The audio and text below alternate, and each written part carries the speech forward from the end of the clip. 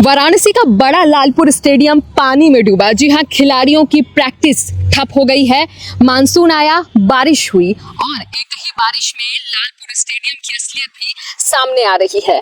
नमस्कार, मैं हूं अनामिका पांडे, आप देख रहे हैं डालिम्स न्यूज। एक बार फिर हम आपसे जुड़ रहे हैं वाराणसी के लालपुर स्टेडियम से, डॉक्टर भीमराव अंबेडकर क्रीड़ा संकुल। और अभी यहाँ की स्थिति ये है कि एक बारिश में ये जो स्टेडियम है जलमग्न हो चुका है। और ये पानी, चूंकि हम आपको अगर बताएं तो बारिश के पहले भी यहाँ पे था, लेकिन बारिश के बाद यहाँ की स्थिति जो है और बदतर होती जा रही है। इस स्टेडियम में आए दिन सैकड़ों खिलाड़ी आते हैं अपने सपने को आकार देने के लिए, ताकि उनके सपने जो हैं वो साकार हो सकें। लेकिन स्थिति यहाँ की जो है वो बदतर है और कहीं ना कहीं सोचने पे मजबूर करती है कि जब प्रधानमंत्री जी खेलो इंडिया को इतना प्रोत्साहन देते हैं, तो भैया ये यहाँ के जो खिलाड़ी हैं वो ऐसा क्या चूक किए हैं कि वो इस प्रोत्साहन से पीछे हट रहे हैं या उन्हें ये सुविधा नहीं मिल रही है।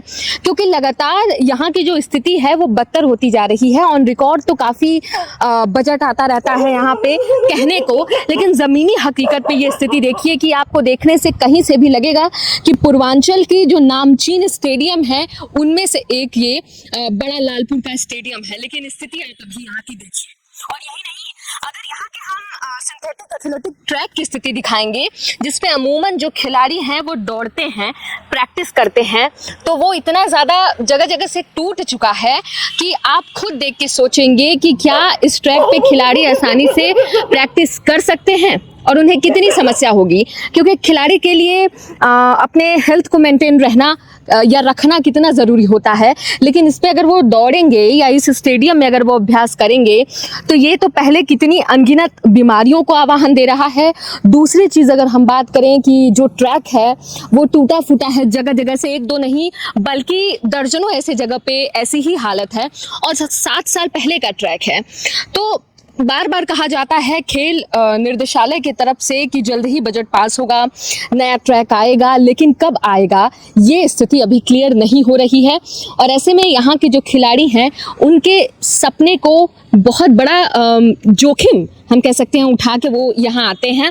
और कहीं ना कहीं जो खिलाड़ी कहीं कुछ जगह अगर ढूंढ भी लेते हैं सूखे की जगह, लेकिन वो कोई विकल्प नहीं है। क्योंकि एक स्टेडियम के तौर पे, नामचीन स्टेडियम के तौर पे अगर आप बात करते हैं यहाँ का, तो खिलाड़ियों की सुविधा को क्यों नहीं देखा जाता।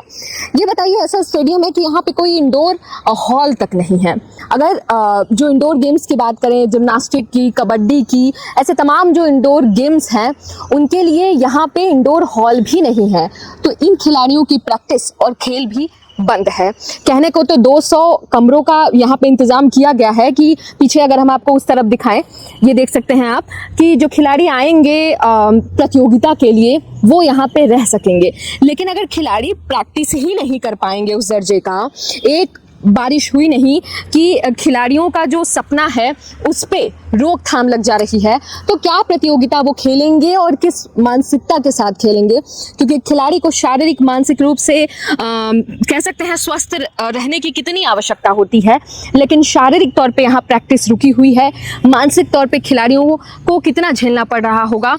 और कुछ खिलाड़ी चूंकि इस टाइम का समय है और उपलब्धता भी नहीं है, अन्यथा हम आपको उनकी व्यथा भी सुनाते। और कहीं ना कहीं ये सोचने को मजबूर करता है कि ये स्थिति है पूर्वांचल और बनारस के नामचीन लालपुर, बड़ा लालपुर स्टेडियम का। और जरा आप ही बताइए कि क्या जो खिलाड़ी यहाँ प्रैक्टिस करने आते हैं, जो देश के उज्जवल भविष्य हैं, वो डिजर्व करते हैं ये चीज़।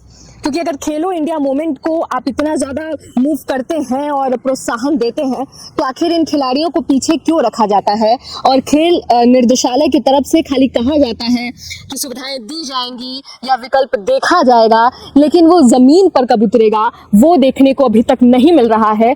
क्योंकि ये एक समस्या नहीं है। अगर हम पिछले 2 महीने की बात करें तो हम खुद यहाँ तीसरी या चौथी बार रिपोर्ट करने आ चुके होंगे यहाँ के समस्या को लेके। अब ज़रा सोचिए कि जब श्रावण शुरू होगा और बारिश और ज़्यादा होगी तो यहाँ की स्थिति क्या रहेगी। शायद यहाँ खड़े होकर बनाने लायक भी स्थिति नहीं बचेगी।